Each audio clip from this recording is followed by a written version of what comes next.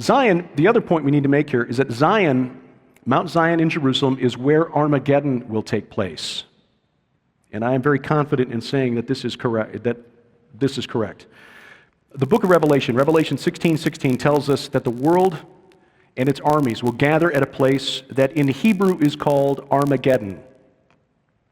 Now remember, this was John translating or transliterating from Hebrew into Greek. Many scholars believe that the words in Hebrew are Har Megiddo. Har meaning mountain, Megiddo meaning Megiddo. But there's a problem with this. Megiddo is a valley. There's no mountain there.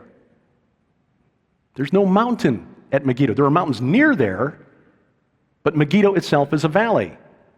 Now, from a military standpoint, Megiddo would make sense because there were a number of key battles that have been fought there throughout history. King Josiah of Judah was killed against Pharaoh Necho at one of those battles. There was an important battle there fought in World War I. But there is no mountain at Megiddo.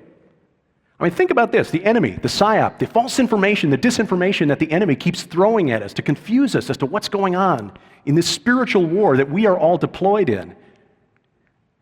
They're even lying about where the final battle is going to take place. No, not at that mountain over there. It's going to happen over here at a valley.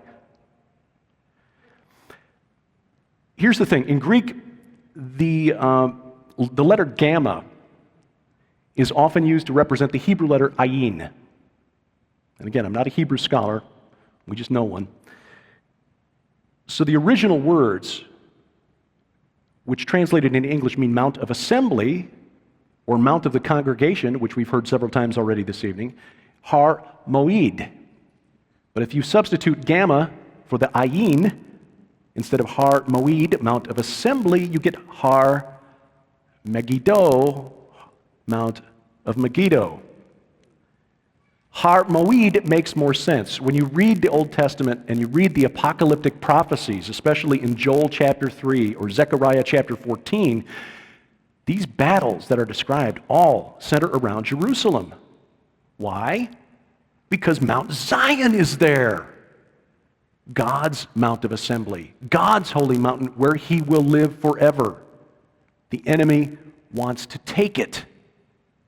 That's why there is so much violence over the Temple Mount in Jerusalem today, because the enemy, the spiritual enemy, the enemy from the cosmic north, if you will, knows that that is the prize. That's where God will live forever. That's our destiny. Now, Jesus, of course,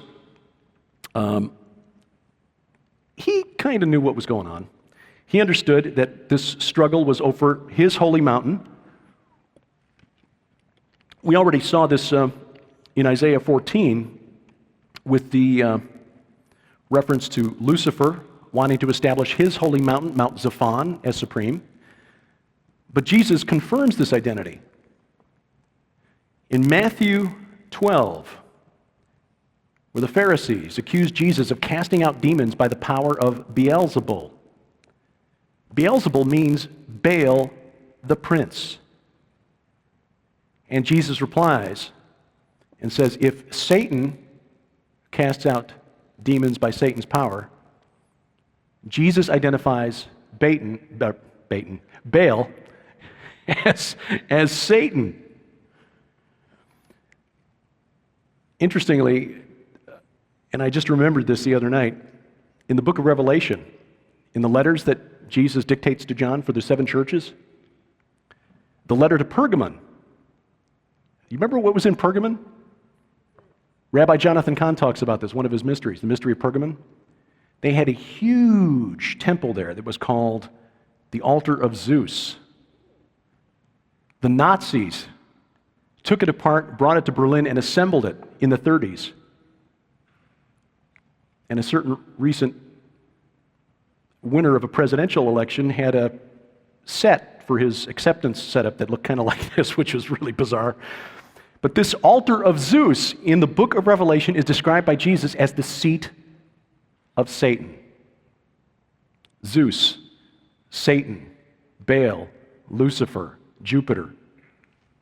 One God, many names. Not the only rebel that faces us, but the one who seems to keep coming up in Scripture again and again and again.